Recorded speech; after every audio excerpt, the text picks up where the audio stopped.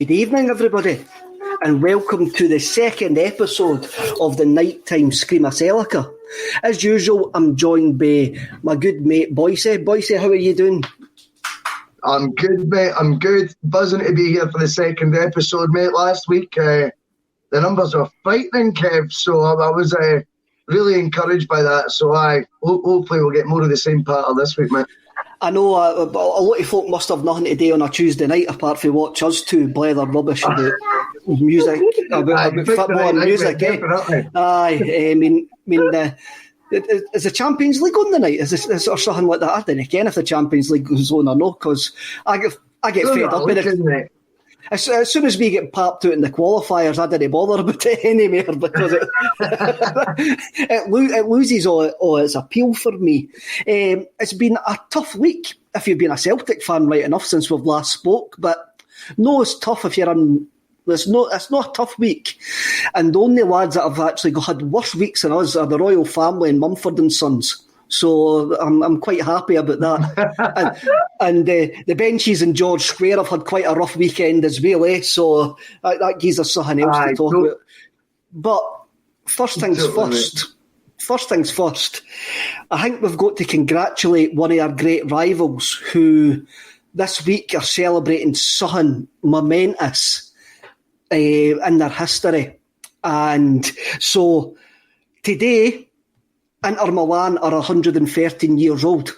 What about that, 113 years unbroken history. I didn't know where you were going. I knew you were going somewhere. I just couldn't work out where. Look, we'll always have that night in Lisbon with Inter Milan. So Brilliant. Happy birthday, Inter Milan. I didn't know that, in fairness. Happy birthday, Inter Milan. Great rivals. Aye, great rivals.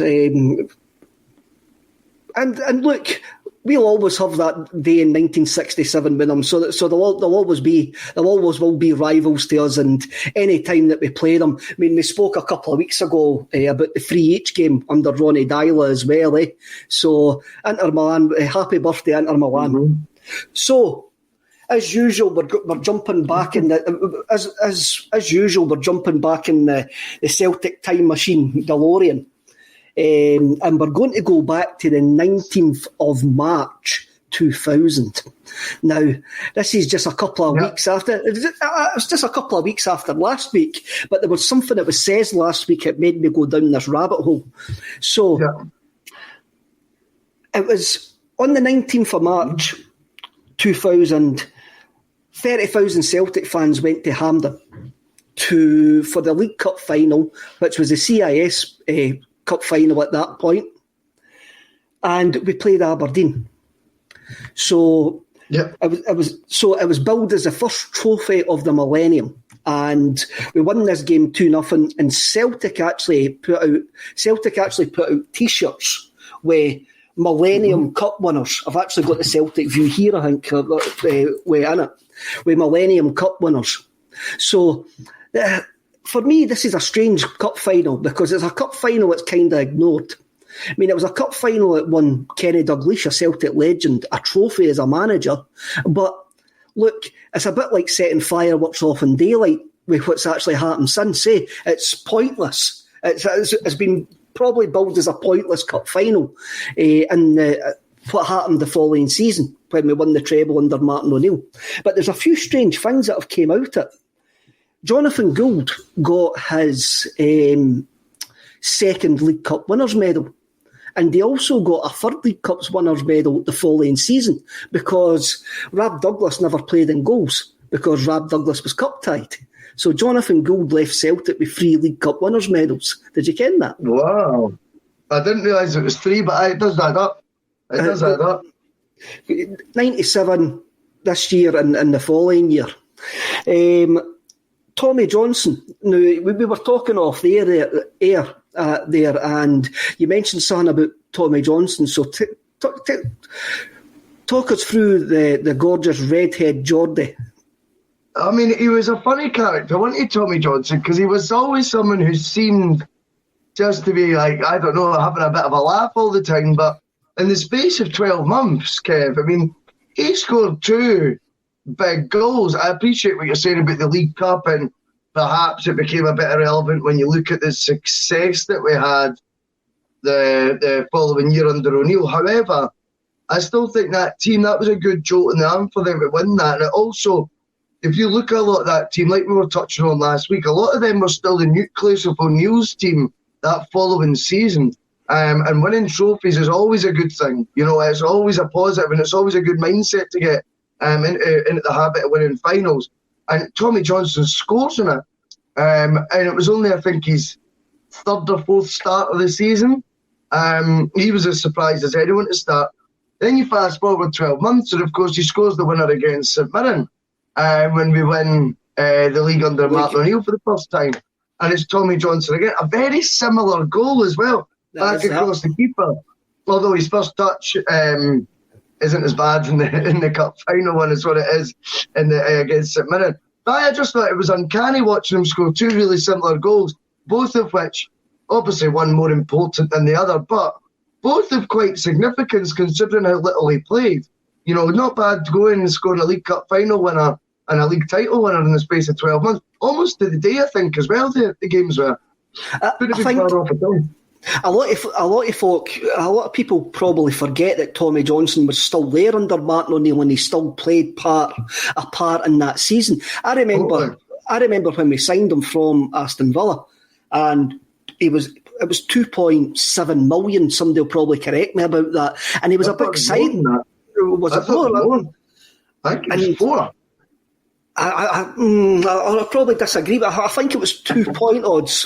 Somebody in the comments will probably check that out. I'm just going to go back. If you know your history, commented there. Where is it? You mentioned Tommy Johnson's touch. The best third touch in Scottish football, Tommy Johnson. That's what, if you know your history says. and I remember his touch for the goal that you're talking about. When we signed him, it was a big signing. He came in just before a semi-final against Falkirk, which would eventually cost Tommy Puns his job. And I'm sure he scored that game. His Celtic career was blighted by injury. He spent a lot of the time. He spent a lot of the time injured. But I remember thinking at the time, I was delighted that we had signed him. It seemed to be a real coup to get a striker of that quality to come from England up to Celtic, and it was one of these players that just didn't work out for it. Just didn't work out, injuries and that. But he's still well liked by the Celtic support.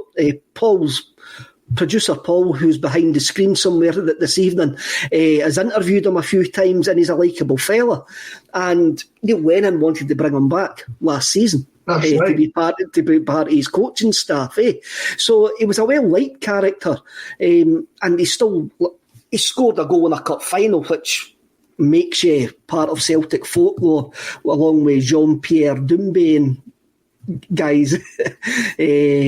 Jean-Pierre Doumbé. Another guy who scored in this cup final was Vidar Risev and Dion Dublin. We'll get to Dion Dublin. Yes. We'll get to the Doob later on. And Holmes under the hammer. Big Dion later on. Vidar Risev also scored in this game. What was your memories of Vidar Risev? I remember he could play about 150 positions. I was never sure what position, that he was his best one. I watched the interview with him after the game when I was doing my homework, Kevin, and he actually said, I was playing a completely new position again today. I was playing for the forward, and I was given freedom to try and get in a more forward position. I think he was playing right initially. But my memories of him were he's someone I kind of I think he stands out as a memory of that era though. I don't know why. I think he was red carded against Rangers, wasn't he? So I think there's that. And then it was funny because Paul John Dykes and JP were talking about it the other week. The black shirt with the thin green hoops. And says, who's the player you think of then? And Reset is 100% like someone who pops up. I've got no idea why, because he wasn't someone with, a sensational goal scoring rate or assist rate. But yeah, he was a utility man. He was probably, you'd associate him with a period that wasn't great for Celtic, but that's about it, mate. For me, he was never the worst at that time. No. As you say, he could do a number of jobs and a number of roles. Whether he done them well enough is debatable. But managers round about that time seemed to go to him to play right back, left back, centre of midfield. And he played. He was a Norwegian international as well. I like Scandinavians playing for Celtic. I think Scandinavians suit the Scottish game. I think they've got the same temperament but better technique than a lot of the Scottish players. And Reset was maybe just one of those. I'm not going to rewrite Vidar Reset because, as you say, he was in a horrible period for us, and he did get sent off in that game where we lost the league at Celtic Park. He did. I think did he have a boot at Barry Ferguson or something like that, which is allowed. Of course, that's allowed. That's always allowed to do stuff like that. But he's one of the guys who was a workhorse, and again, when you look back, he wasn't as bad as what we actually thought. A bit like the Norwegian Mike Galloway, I think. If I go back to the early 90s, Mike Galloway could play in a number of positions and had a good 18 months for us, playing centre-half. Mark McNally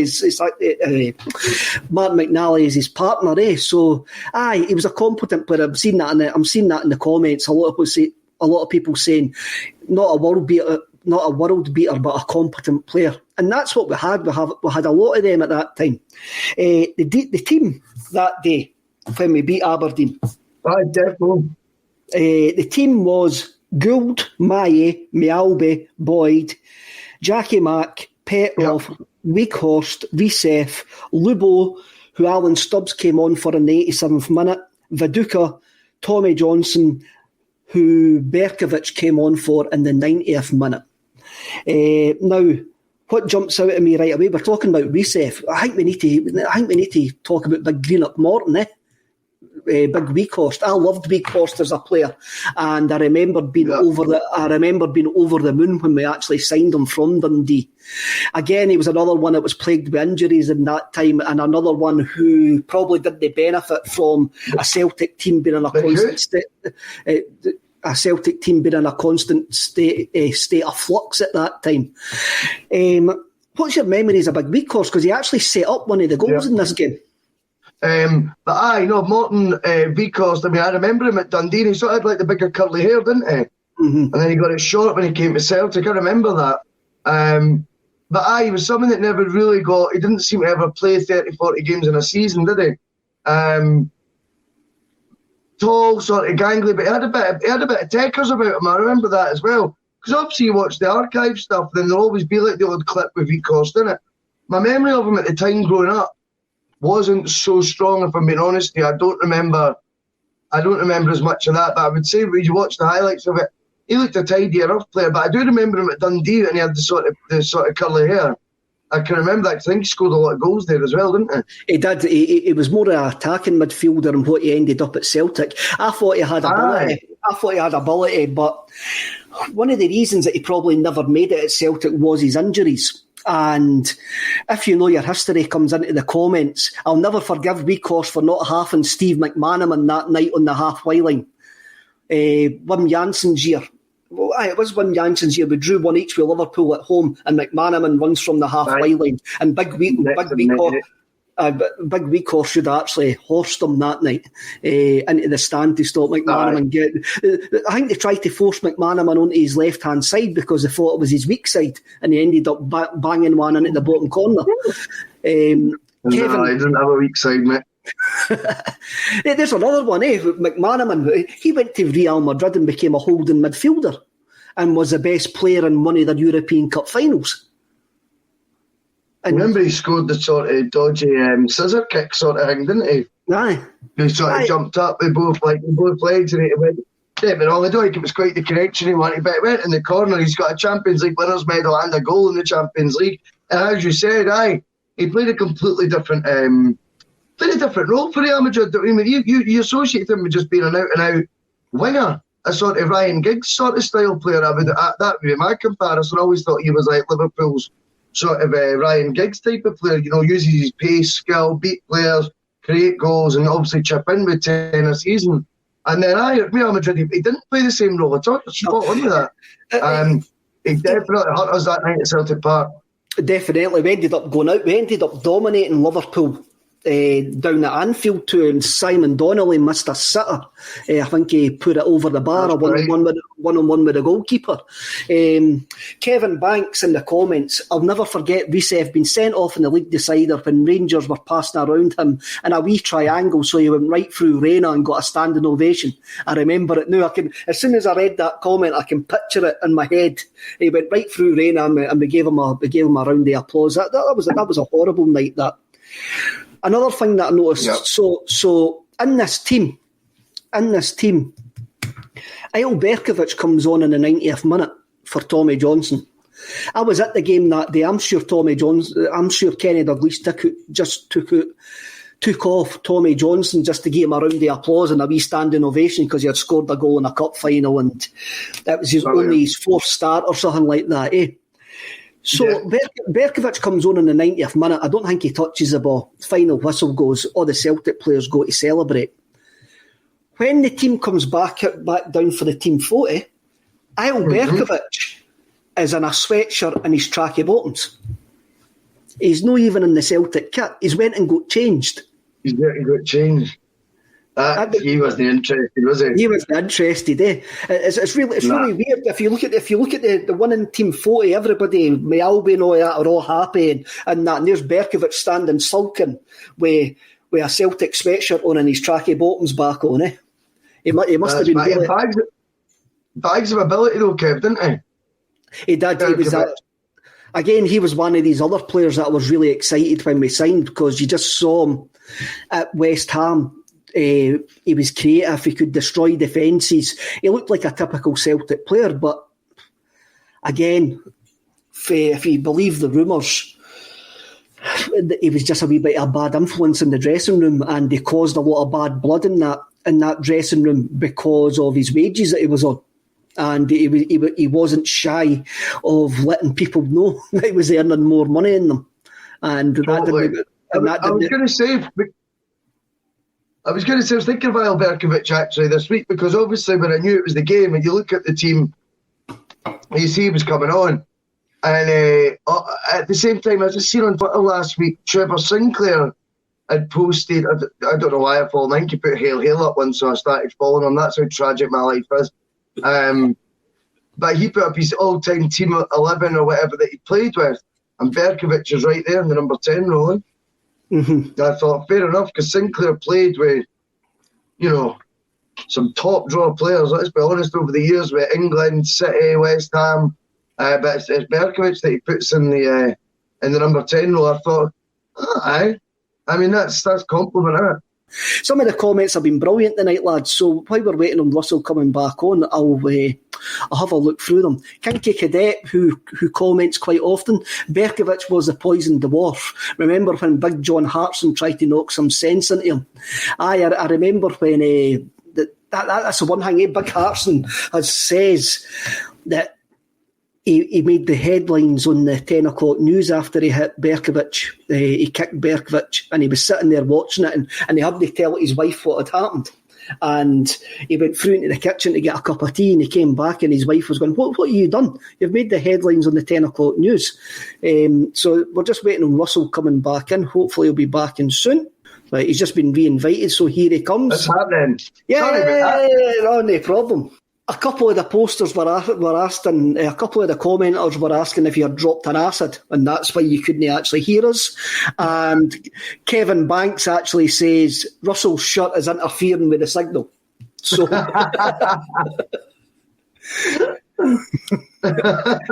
oh, the wonders of technology. It'll be good to do this in the studio once we eventually get done back to the studio.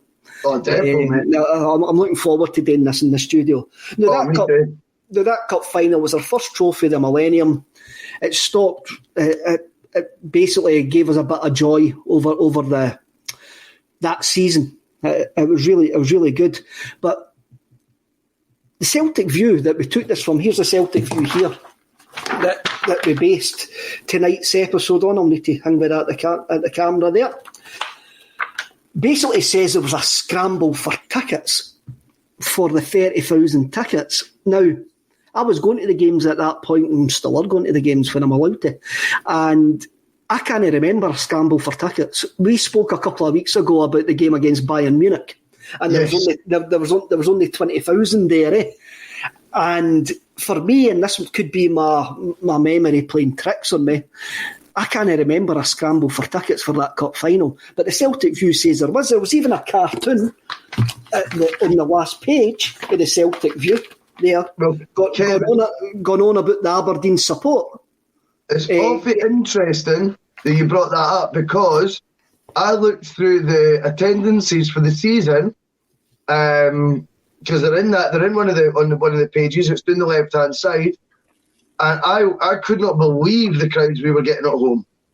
League Cup match, 40,000. And then other than that, 59,000, 60,000, 59,000. It's in that view somewhere. In Celtic view, there's a column down the left-hand side. And I was pleasantly, because I remember, obviously, we were saying last week, 20,000 against Bayern Munich. What's happening here? What's going on? And then I looked at the actual crowds for that season. I think the game that stood out to me was 7-0 against Aberdeen. And I looked at the crowd, it was like 60,200 or something. Mad. So maybe there was more of a demand than you can remember, because I was pleasantly surprised when I seen the ticket, the amount of people that had been there. It's one of these things, when I read it, when I was reading the cartoon again, trying to jog my memory, I was going, I can't remember when we got to that cup final thinking we would struggle for a ticket for the final. And maybe because that was the time where if you went to the semi-final, you usually got guaranteed a ticket for the final. And I'm sure the semi-final against Kilmarnock, there was only about 16,000 there, because it was on an absolute horrible night. It was a midweek night. It was cold. One of the worst games of football I've ever actually seen.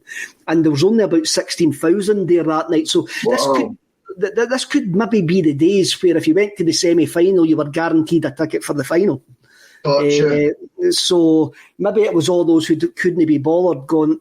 Maybe it was all those who couldn't be bothered going to that semi-final against Kilmarnock, who were the ones moaning that they couldn't get a ticket for the final. Look, it was a decent day out. I remember it being a day out. I had the Monday off my work. We won a cup. I mean, what was what was not like? I think I had a Monday club on the Monday as well, a few pints in the afternoon. Went to my work on the Tuesday. What's not like? We spoke about Vidar Risev, and on the Friday after this game, what pub on the Gallagate did he end up in with Kenny Dalglish?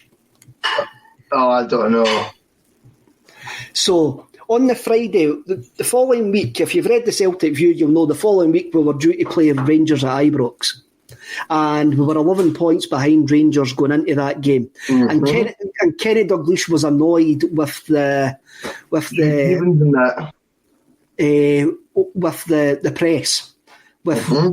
He was really annoyed with the press.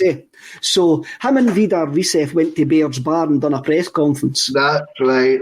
Sorry, I didn't know that. And it was one of the most strangest, bizarre, and maybe one of the most embarrassing incidents that I think a Celtic manager's ever done, taking a player in the press into Baird's Bar where you've got all the punters sitting there having a pint, and you've got the whole press corps coming into that pub. Now, it was a pub I used to frequent, not going to the games, actually going to the Barrowlands, the concerts. I used to always go into Bear Bar. I was never in there on a match day. Obviously, coming from Stirling, we used to come in the other end, and I wouldn't be down the Gallagate. But it was always one of my rituals before going to the Barrowlands. I would always go into Bears, and it was always good to take your Rangers supporting mates into there as well, because it was a wee education for them, a wee education of culture. The good kind of culture, no their type of culture, the good type of culture that we've got. And I remember I met, well, I didn't meet him, he was sitting next to us. We went to see Doves. Me and my wife went to see Doves at the Barrowlands, and Jimmy for Doves was sitting next to us in Baird's having a pint. Honestly? That's brilliant. It was a great pub, and unfortunately it was shut down for... What was it shut down for? Was it the Commonwealth Games, 2014? I can't remember why it was shut, but I knew it was. I think it was shut in 2014 because the council didn't want all your tourists, or your Japanese tourists and that, rocking up for the Commonwealth Games and ended up in Baird's and getting sold dodgy microwaves and stuff like that. I think that was the reason that they shut it down. I think that was the reason that its licence got revoked. I'm just making that up, but I mean, I think you got offered more than dodgy microwaves and Baird's if you were in there long enough, right enough. That's just the East End of Glasgow for you. I went off on a tangent there, Russell. That cup final, Lubo joined Celtic 18 months before, and he wins his first trophy at the age of 34. Oh, yeah.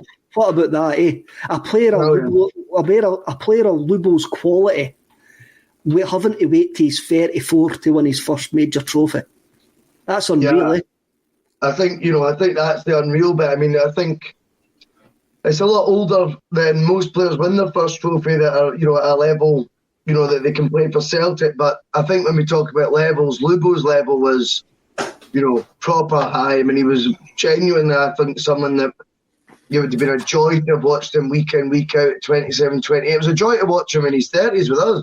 But, I mean, what a phenomenal footballer. Someone who just put a smile on your face, He was brilliant to watch.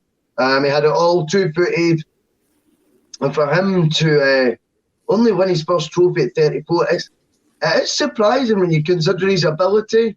You consider how highly rated he was in France. I know he never played for any of the elite clubs as such, but he was very, very highly rated in France. I'm sure he won French Player of the Year at one point, did he not?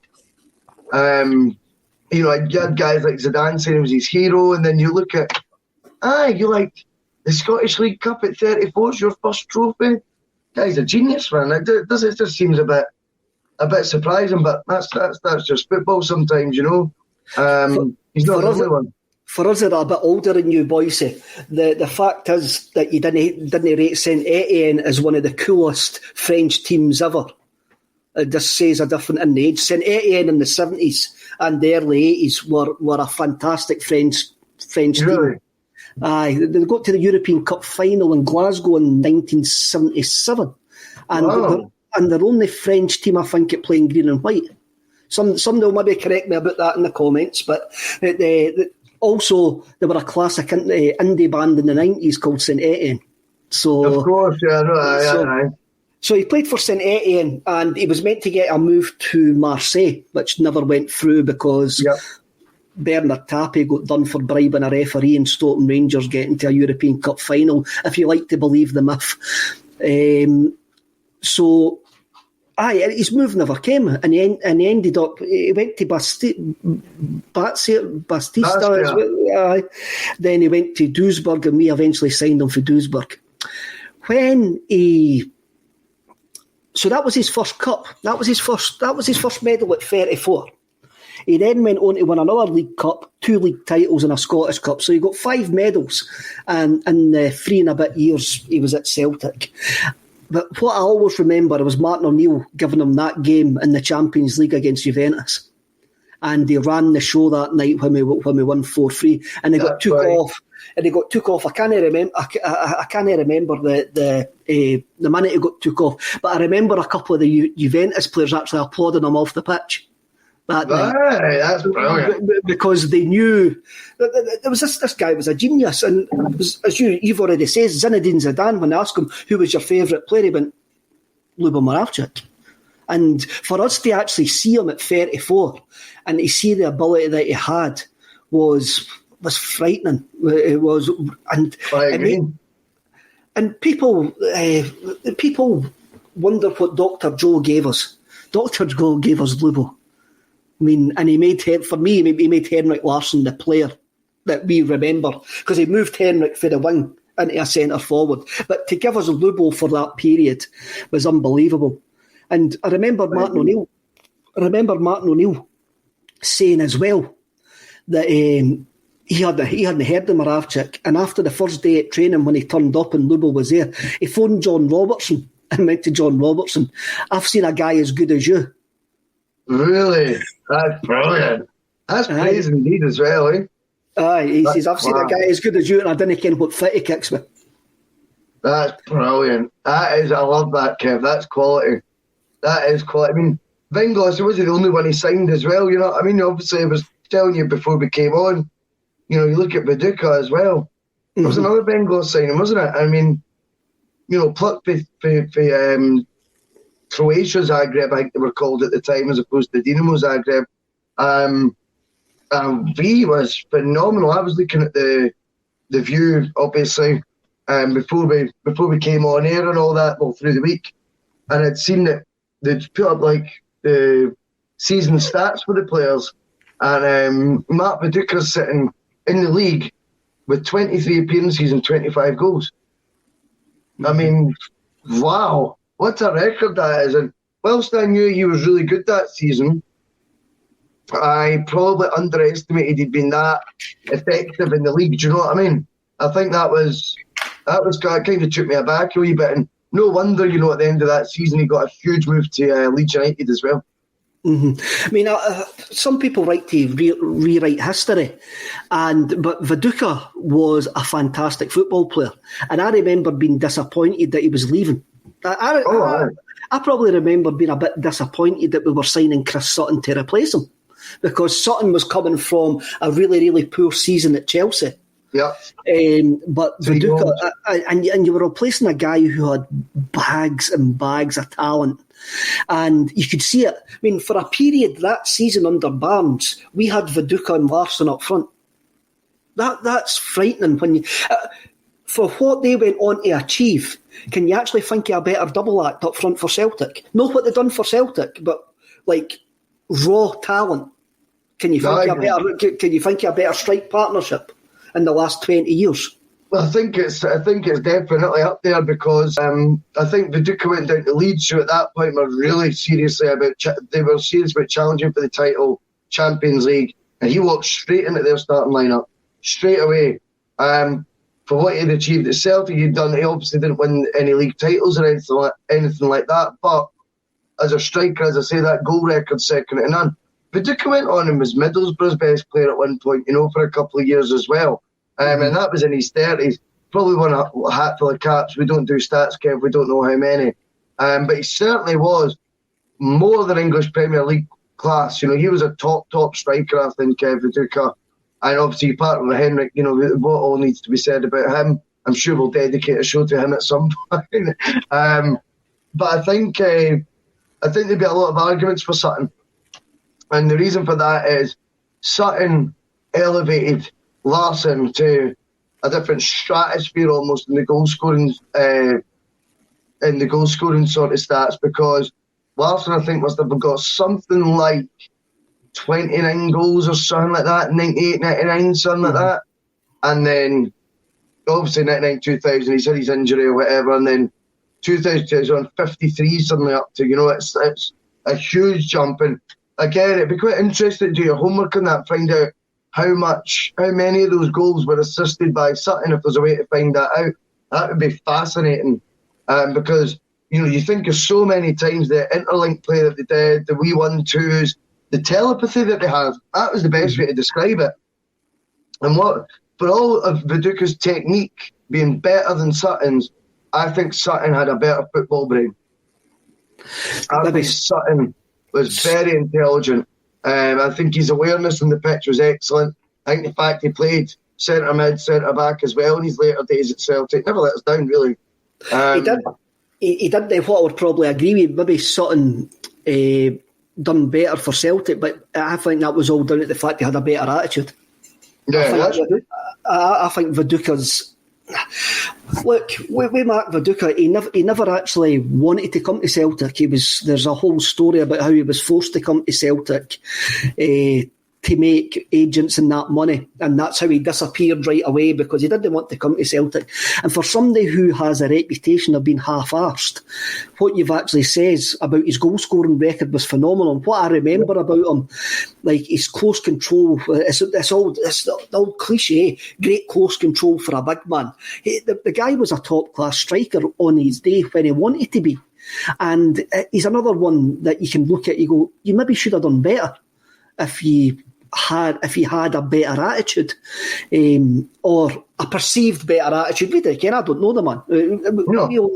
We're only speaking for what we've been told and what we've seen with his career as it moved on. I mean, he's a bit like Berkovic. When he went to that Leeds United team, the Leeds United fans love him. I remember I was having a conversation one night with Matt Abbott, who is a spoken word artist, and he's a big, massive Leeds fan. And he was saying that about Mark Viduka. He says Viduka was a hero to him growing up. He says he was the perfect centre forward for them.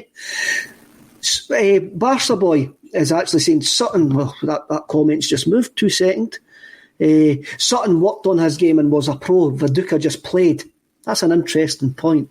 I like that one. But Viduka just knew he had the natural talent. And that was it. It's not a bad way to describe it. That was it. Now, I didn't care what Paul put up as a title for this, but we're going to have a wee bit of a debate here about Stiliyan and Petrov.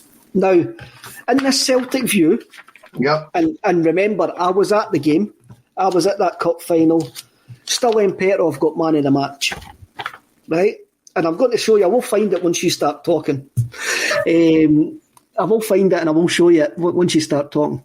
I remember round about this time, Stan Petrov hitting a bit of form and showing that he was a better player than what he had been in the first 6 months at Celtic Park. Yeah. And Graham Spears, I found an interview with Graham Spears when he says it was in vogue to say that Stan Petrov wasn't as bad as we feared. Now, Petrov, for me, was man of the match in this game, and the View sort of backs me up with this. He says he was man of the match in this game. And he was playing well until a thigh injury ruled him out for the rest of the season, a couple of weeks after this game. So he was shown promise as a player round about that time, and a lot of people write him off that season saying he was absolutely rubbish. That's not the case. He wasn't absolutely rubbish for the whole of that season. He was rubbish when he was trying to tackle Kevin Twaddle playing at left back against Motherwell on a Wednesday night. Spot on. But once he actually moved into his position, learned the language, settled in, he showed he was a player. Now, I'm having a look back at Stan Petrov, and Stan Petrov signed in 1999, so we've went into the 21st century. And I'm struggling. I don't think there's been a better Celtic midfielder in the 21st century than Stan Petrov. I think Petrov, pound for pound, has been our best midfielder for the last 21 years, even of the ones that are currently playing. The reason that I say this, he was walk to walks, he was physical, he was a defensive destroyer, he could play a sitting midfielder role and absolutely break up play. He was creative. He could time a run into the box like a Japanese bullet train to get on the end of those headers. He was a thoroughbred. These football players are called thoroughbreds all the time. He was a thoroughbred, but I reckon he could have done the jumps and the flat, and he could have won both races. I think he's been the ultimate midfielder for us in the last 21 years. There's probably been guys with better talent, but for me, pound for pound, Stan Petrov has been the best Celtic midfielder in the last 21 years. I think it's a good point. I think it's well made. I think it's definitely up for debate. I think Petrov, I think you're absolutely right. Don't forget how defensive he was initially. obviously I don't mean when he was playing out of position, but I remember him playing, a sort of more deeper role as well a few times earlier on in his career. And then, O'Neill seemed to sort of, once Lennon arrived, it was sort of Lennon, Lambert, and then Petrov just in that further advanced position. Oh, Lubo. And Petrov, for me, was someone that, as you absolutely say, timed his run into the box brilliantly. He was there's one thing timing yourself in the box, right? But see what you need to be able to do as well is actually finish. I think Petrov was an excellent finisher.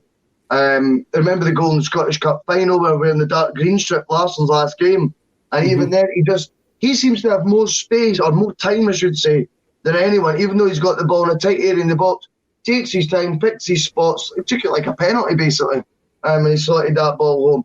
Completely calm in a cup final, brilliant temperament. I can't remember him getting a red card. He might have, but I can't think of any off the top of my head. You'd be hard pushed, Kev. You'd be hard pushed to think of a better Celtic midfielder in the last 20 years. I think there'd be a lot of the new wave would argue Scott Brown. And I totally get. I mean, for me, Scott Brown isn't in the same level as Stiliyan Petrov. I think, Scott Brown, I remember, even under Lennon first time round, was in and out the team at stages. He wasn't actually guaranteed regular. I think because Petrov was there for 5-6 years as well, gives him it's a real sustained period to be at the club. So when you think about that kind of adds weight to the argument. Whereas that has to be, when you think of ability-wise, like a vote for, a Wanyama or something like that, because to me he was a destroyer in the midfield. Bags of ability, could hit it from 30 yards, broke up play, could find a pass, long range, short range, the lot. I thought he was a huge influence in the team, but wasn't there really as long as a Petrov, and that would probably count against him in the argument. But I certainly think in the discussion you would get the likes of Brown for his longevity and his influence in the team, if not ability. I think Wanyama would definitely be in there just on the ability side, but not just a long enough period at Celtic. And then I think Petrov's he's a perfect all-rounder, wasn't he? Mm-hmm. He was a perfect all-rounder, and I'm going to take on board what he says about Wanyama. Wanyama wasn't as creative as Petrov. No. Wanyama wasn't as creative as Petrov. It was the power that he done things. There was his physicality that he done things, and he had those nimble feet as well. I mean, I'm trying to think back here of midfielders that I've really loved since Petrov's left. And Joe Ledley. Loved Joe Ledley, but Ledley couldn't do what Petrov could do. No. Ledley was an elegant footballer, but he had a role in the team and he couldn't do a full midfielder's role. He couldn't do the sitting role. Ledley was another one that could time his run into the box, had a good strike rate, was creative, but he couldn't do the destroyer role. He couldn't do what Petrov could do. Wanyama, I spoke about Wanyama again. I think he was a different type of midfielder who wasn't as creative. And when I think back about it, I think pound for pound, Petrov's been the best. Callum McGregor is a coach's dream, and I've said that plenty of times, but he couldn't do what Petrov does. He couldn't do the role. He hasn't got the physicality to do the modern role that what Petrov done at that time. And for me, he's been the best. He's probably been the best midfielder. He is the best midfielder I've seen in the last 21 years for Celtic. And I would maybe make an argument now, if I was doing a greatest Celtic 11, he would probably get a greatest Celtic 11 in the midfield. Wow, that's big. There you go. That's me. When I started thinking about it, I'm going, I don't think I've seen a midfield player as good as him in the modern either at Celtic. That's fair. That's totally fair. I get that. I mean, again, it was one of those things. Petrov was you always think of the O'Neill era with Petrov, and he was the sort of younger, fresher one in the midfield, and the experienced heads of Lambert and Lennon, and he was the one who brought real energy to that midfield. Like you say, big goal scorer, timed his runs well, had a bit of dig about him. He used to win a lot of free kicks as well. I always remember he used to win a lot of free kicks and penalties as well, Petrov. Mm-hmm. He was a good player, really, really good player. Well, there were certain elements of the Scottish press called him a diver. I just call that intelligent play and buying free kicks because players couldn't handle them. No, I. He scored, and he was a big game player as well. He scored goals in that Seville run. He always liked a goal against Rangers as well, especially at Ibrox. He liked a header. For me, look, the way that he left under a cloud. He signed a new contract and went in the huff and decided he wanted to leave under Gordon Strachan. But it was probably time for him to move on, and you see what he achieved down in England as well. The Aston Villa fans love him as well. So it shows you that he was a highly decent player, highly decorated with Bulgaria as well. And I'm going to pin that colours on my mast. He was, for me, he's been the best pound-per-pound midfielder in the last 21 years. I don't think there's any argument in that. Now, David Kelly, Armstrong, he had a brilliant 6 months, but was awful for the rest of the time here. What I would say about Stuart Armstrong is the only one I've seen be creative physically as what Petrov was. Armstrong used his strength quite a lot of time to actually create chances. He was just a powerful player, but he still wasn't in the same class as Petrov for me. He still couldn't do it. He still wasn't the all-rounder of Petrov, and I still think Petrov was far more physical. I think the one thing I would give Armstrong is, though, he's went down to England and kind of played the same role. Obviously, it maybe took him a wee bit of time to get in the team, but Petrov wasn't as effective playing further forward for Villa. Because I remember he got pelters when he first went to Villa, very short spell, and he got sort of converted back into the holding role that obviously we were talking about earlier. Stuart Armstrong, what I would give him credit for, has managed to bag goals in the Premier League on a consistent basis, And in that league, it is very difficult to adapt from the Scottish League to English League, as we all know. And I think he must have been pushing 10 goals again this season. Probably the last couple of seasons pushing 10 goals. And I don't think that's a bad contribution for someone who probably doesn't start every single game, you know what I mean? I respect Armstrong for going down there and doing the same thing down there as what he did for us. Stuart Armstrong is a player Ryan Christie thinks he's going to be. That's just me. That's just me making a complete rash comment, and I still haven't really forgiven Stuart Armstrong for no humping that ball out the park against England, rather than trying to play that pass. Now, I spoke earlier about Celtic doing bizarre, memorabilia for winning that cup, a T-shirt with Millennium Cup winners and all of that on it. In this Celtic view, I'm going to put it up to the camera, which is not going to be very good for you that are listening on the podcast. But I'm going to put it up on the camera. And in this view, you've got a Henrik Larsson tankard, right? Yes. Which was a charity tankard, which was raising money for the Tommy Burns charity at that time. Now, I'm going to put this on Twitter. I wonder, has anybody out there got one of these tankards? Yeah, good question. I want to see if somebody's got one of these tankards and what it's actually worth now. Because I hate to say it looks a bit naff. Judging by the pictures. Judging by the pictures, but the pictures can actually be wrong. I mean, a lot of folk think I'm beautiful judging by my pictures, and that's completely wrong.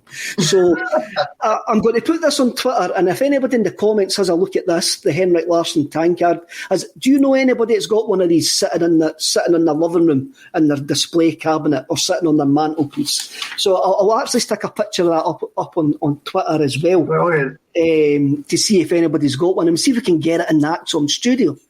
The Henrik Larsson tankard. Right, we're now 50 minutes in again, Russell, and we haven't spoken about music yet. We've done it again. We've done it again. Producer Paul's going to be cursing us again. Oh, I know. That we're keeping him behind, stopping him going home. Let's have a wee look. Music. So, on the 19th of March 2000, Jerry Halliwell was number one with Bag It Up, right? Oh, there's producer Paul coming in there. I'm always watching. So Jerry Halliwell was number one with Bag It Up. If we need to clear something up here, Russell, we really need to clear something up. Something that the viewers and the listeners really want to know. Who was your favourite Spice Girl? Jerry Halliwell. Was it even though she wore a Union Jack dress? It was one of those things. I just like the red hair. She had it, man. She looked like she'd be the most fun. So that was it, man. Not gonna lie to you. I mean, I think they're going to need to have an intervention. She wore a Union Jack dress, and she was still your favourite Spice Girl. It'd look all right in the bedroom floor, though, Kev. You know what I mean? Oh, when it was International Women's Day yesterday, mate. Come on, we can't be saying things like that. We'll get taken off there. We'll get taken off there, man. You can't say things like that. Mine was always Sporty Spice because it looked like she wouldn't waste a hamburger supper. All the rest of them looked like they would. And that was the only reason I liked Sporty Spice. She looked like it was the only one that was... and Mel B as well, Bo Selector, that just rules that out completely. That rules that out completely. Number one was still Travis with A Man Who. So that album was still number one at that time. I'm not going to go back over that because I'm going to go back over that later on. I think we're going to talk about. We had a wee bit of a technical issue earlier on the day, so Russell hasn't picked a single. So I'm going to fire two singles at Russell to see what he thinks of them, see his reaction. Blink 182, All the Small Things, which was number 2 in the charts at that time. What's your take on American skateboard punk? See, to be honest with you, I think there is a place for it. It's not something I would put on, but if it came on the radio, I'd kind of go, mind that, and I'd probably turn it a wee notch up and just sort of tap my foot along to it. I remember All the Small Things, but I kind of find it like comedy music, do you know what I mean? So it's not really... there's no harm in it. It's all good. I think I don't think very distinctive voice as well. The videos are really funny. When you say comedy music there, that's what I was thinking. The videos were always a bit quirky, and they were a bit as Stuart Orange actually said American Pie. They were a bit American Pie. What was the other one? There wasn't Blink 182. Who done Pretty Fly for a White Guy? Offspring. The Offspring. And that video when they had the guy with the fake tattoos and all of that as well. What was the other one? The Bloodhound Gang. 41. Some 41, the Bloodhound Gang. Bloodhound Gang, yeah. There seemed to be a load of bands appeared round about that time who were off of the sort of American punk skateboard scene. It wasn't something that I was really into, but when I hear All the Small Things, I go, that's quite a catchy song, that. But again, it reminds you of the videos. It reminds you of other things. It doesn't really remind you of the band. At number 7 in the charts was All Saints with Pure Shores. Now, tune. It is a tune, eh? That is a good tune. Now, William Orbit was everywhere at that point. He had produced Madonna's album at that point as well, and he had an album out himself at that point. So that song by All Saints was theme tune of The Beach with Danny Boyle. Right. With Danny Boyle. Right. With Leonardo DiCaprio, and that's why Trainspotting 2 took so long to get made, because Ewan McGregor fell out with Danny Boyle because Leonardo DiCaprio got that role in The Beach, and it was promised to Ewan McGregor. Okay, good knowledge. I like that. So that's why they never spoke for 20 years because of that. Wow, I've only ever seen The Beach twice, I think, and I know it was filmed in Thailand, and The Beach, it was filmed in Thailand, is now closed for tourists because of wear and tear on the beach, because obviously the film made it massive and everybody went there, and basically to preserve the reef and the status of the beach, it's now shut for tourists. It'll be shut for tourists anyway because we're not allowed to go anywhere.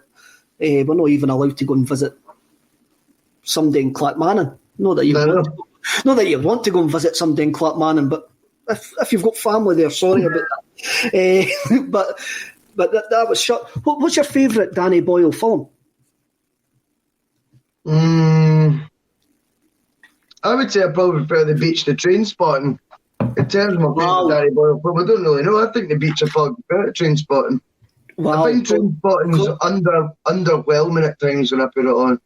Like, there's moments in it of gold, and then I don't know. I think as a whole film, it's cool to like it as opposed to it's actually that brilliant. If I'm being completely honest, I would watch it. Don't get me wrong. I would laugh at loads of bits, but I think it's a bit overrated. I would watch The Beach ahead of that any day. Oh, I think that's a controversial hot take, Boyce. Quite controversial hot take. I like Train Spotting. I've spoken about that plenty of times. I also like 28 Days Later by Danny Boyle as well. Have you not seen 28 Days Later? No, but not. Well, once we've finished on this, that's a film that you should go and watch. Right, okay. I would recommend. Right, we may as well get into the two albums that we've picked that we've picked for this week. So, Russell, what's your album for this week? Which came out in March 2000. 2000.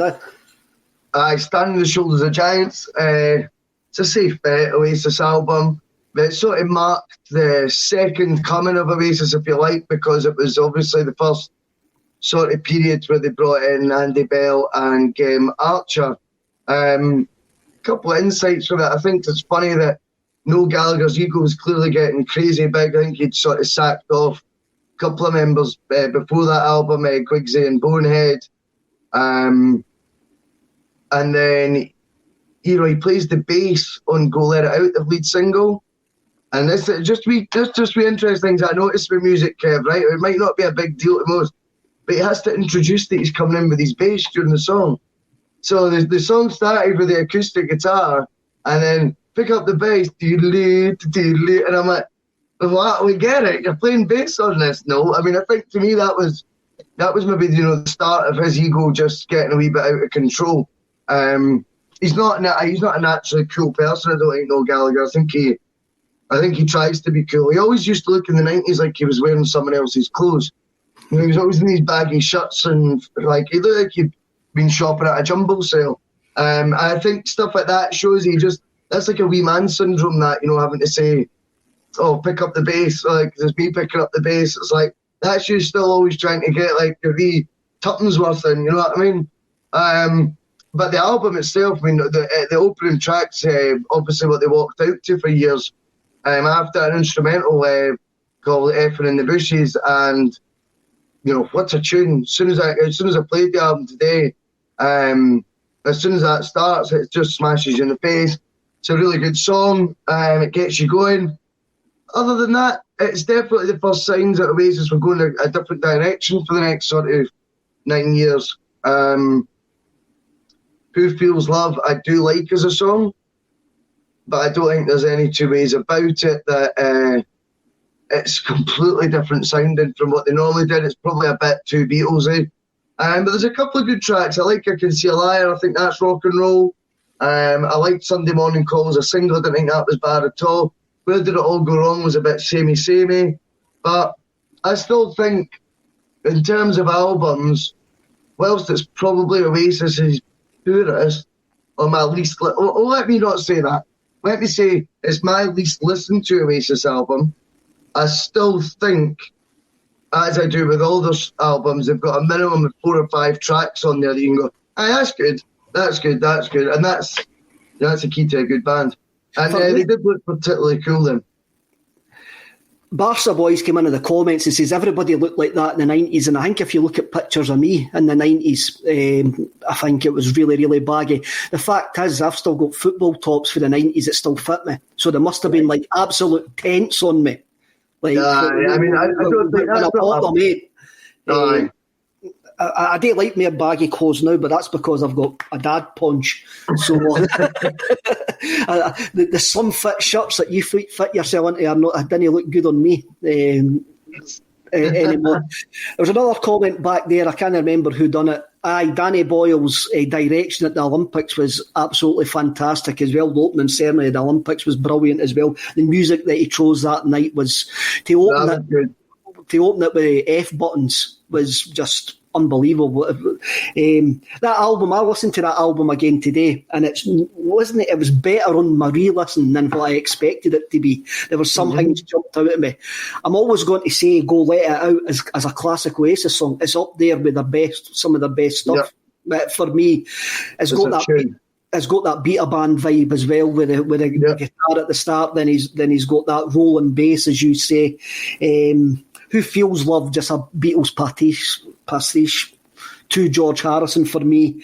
I didn't like Put Your Money Where Your Mouth Is. Little James is absolutely terrible. Even though it like ends well, it's got a nice big ending, but the lyrics. Do you play with plasticine? Do you jump on a trampoline? Jesus Christ, Liam! Just the producer must have walked out the studio that day and let them do what they want, and came back and go, "Who's recorded this rubbish?" It's terrible. It's terrible. Gas Panic, decent song. Oh yeah. I meant to say that. Gas Panic's tune. Where did it all go round? Sounds too much like a Paul Weller tune for me. I get that. Paul Weller could have actually had royalty rights on that, but I can't remember what Paul Weller song it actually sounds like. But when I heard it today, I'm going, that sounds like a Paul Weller solo song. But I couldn't remember. They were very valley at that stage as well. It probably was. I agree with you regarding Sunday Morning. I think that's a classic Oasis song as well. Up there with Go Let It Out. Didn't buy I Can See a Liar. That's just, for me, that's just a bit Oasis by numbers. Ken, you says that you really loved it, but for me, it's just a bit. I think it sounds it sounds a bit throwaway to me. And the final song, Roll It Over, massive Pink Floyd vibes on that. Great gig in the sky with the orchestra and that, which is very similar to the song that they Soldier On that they done later on Dig Out Your Soul.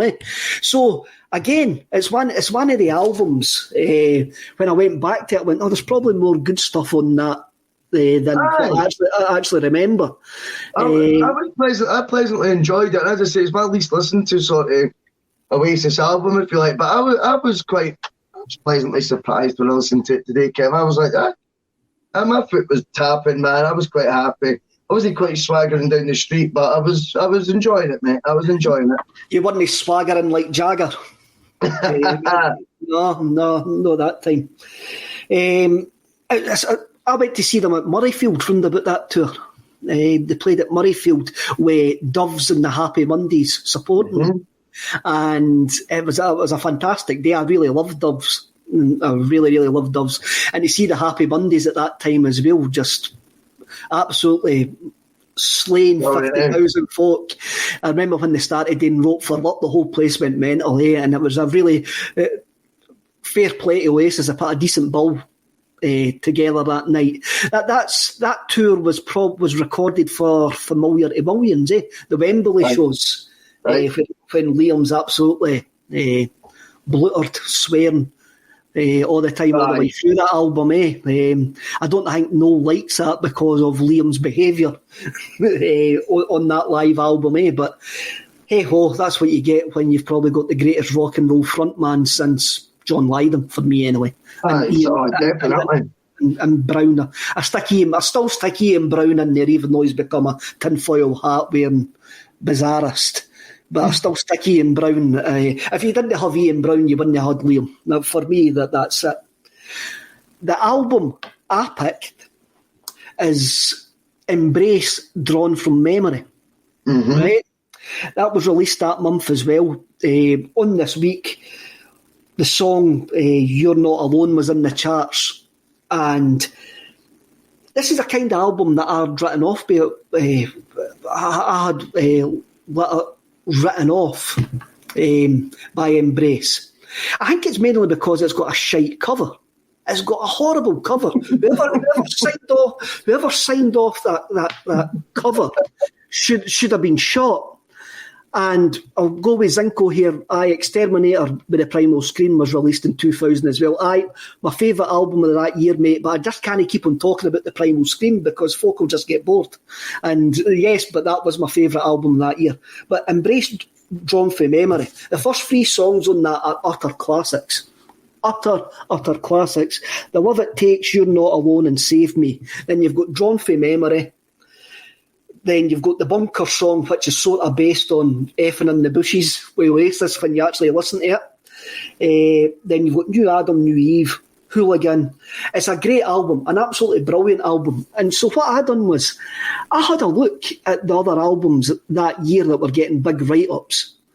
And I'm going to call it post-Britpop, right? Because a whole load of these bands exploded post-Britpop, and I include the Stereophonics, Travis, and that as well, right? This album's far better than The Man Who by Travis. Far better than The Man Who. The first album, The Good Will Out, is far better than The Man Who. This album's better than Performance and Cocktails that we spoke about last week. For me, it is far, far better than that album.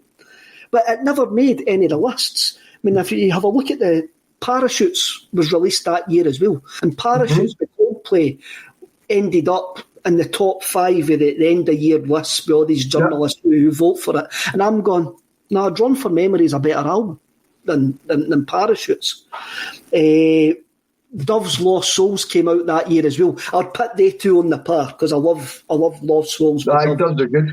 So it then got me thinking about Embrace's body of work. And you're talking about they've got 7 albums now. Yep. And their last album last year was Love Is a Basic Need, was a fantastic album as well. Up there with some of their best stuff. Up there with some of peak Embrace. And I'm going, why has this band never got the recognition that they should have done? I remember you would have been kicking about Stirling at this time. They played the Albert Hall in Stirling. Round about, I think that would have been out of nothing.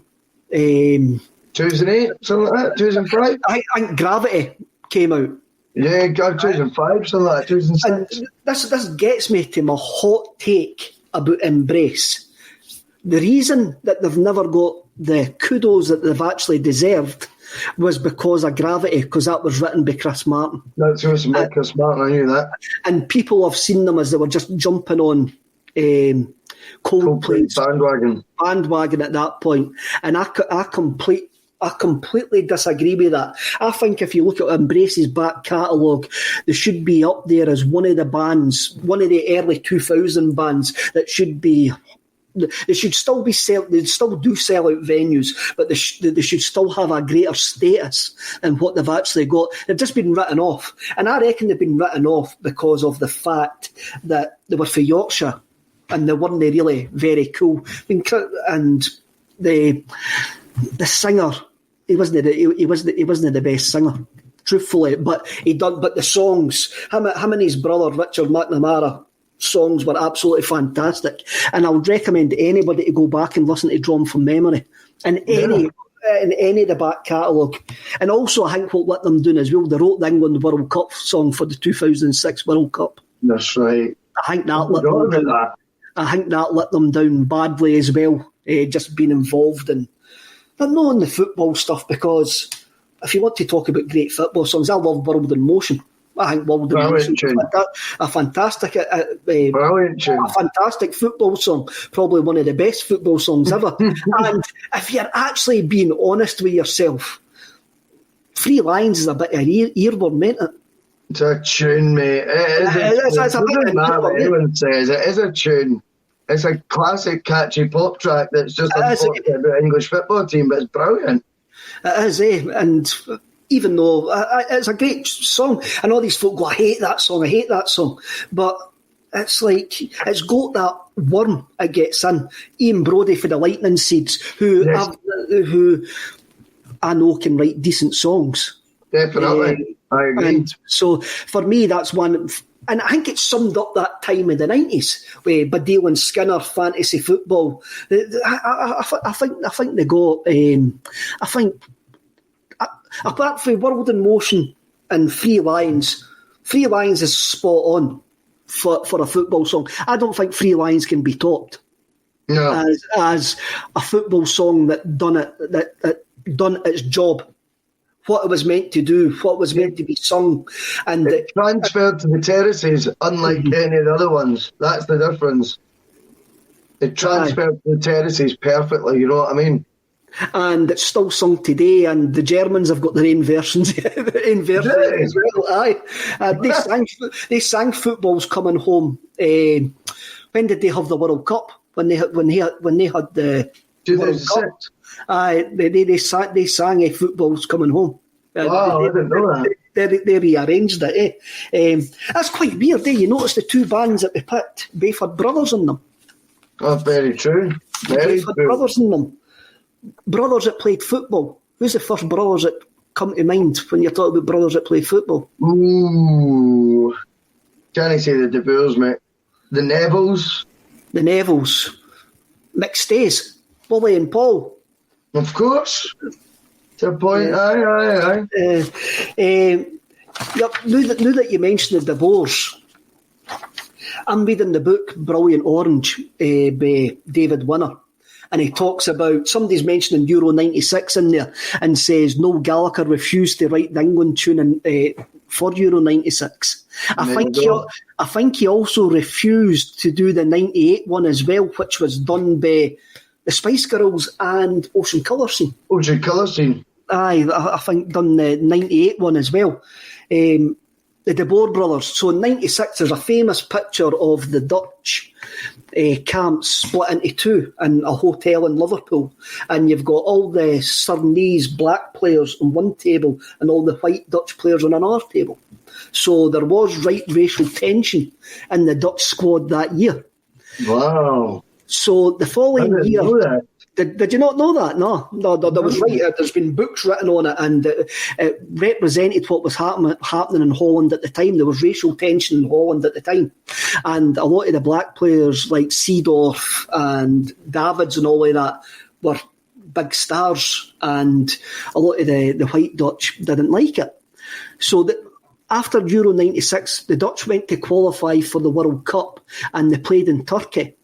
And this is on YouTube. If nobody believes me, this is on YouTube. And the Dutch went to Turkey and got a penalty kick, and Clarence Seedorf got the ball for the penalty and put it on the spot. And the two De Boer brothers turned round and do not watch because it was Seedorf that was taking the penalty. No way. Not like I do. Sometimes when it's a penalty kick and it's a big game, I go hide behind the couch or turn round and go, no, I can't watch this. They turned round to make a political statement. Wow. That is true. And they have admitted it. It was because Seedorf were taking that penalty kick. So pathetic that is, you know that. I hate stuff like that. I know, when I read it, I was going, well, remember the song the Celtic fans used to sing, one called Ronald, one's called Frank, one's missed a penalty, the other one is a... what that guy was doing outside Ibrox. Right. I think that's another 1 hour, 14 minute show, Russell. Brilliant, mate. Loved it. Good job Paul's no paying us been a minute. Or we would be here all night. Speak for yourself, Kev. I'll need to get my contract reviewed, I think. Thanks to everybody who's joined in tonight, and also for putting up with us when we had that wee slight technical difficulties with... apologies, that's my fault. For Russell trying to jump on Jim Orr's dial-up broadband. But I think me and you are back on Monday. The Monday comes back on Monday, and the evening Tuesday comes back next Tuesday, and I haven't got a clue what we're going to be talking about next Tuesday. So, plenty of time, mate. Plenty of time. If you've got any ideas, fire them in. If anybody's got any ideas what you want us to talk about on a Tuesday night, any albums that you want us to have a look at or listen to, send them into on Twitter. What's your Twitter handle, Russell? At Russell Boyce 1. And mine's is at a Northern Pros. So just contact us on Twitter or leave a comment underneath this video and hit like as well. Or leave a comment underneath this video and we'll have a look at it and we'll see if we can get them done, because it might be a bit boring just having me and Russell picking what games you want us to look at, and we didn't know everything, so there might be something else that you want us to go down rabbit holes with. So lads, Boyce, have a nice evening. Everybody Will else, do. see you later. Thanks very much. Cheers.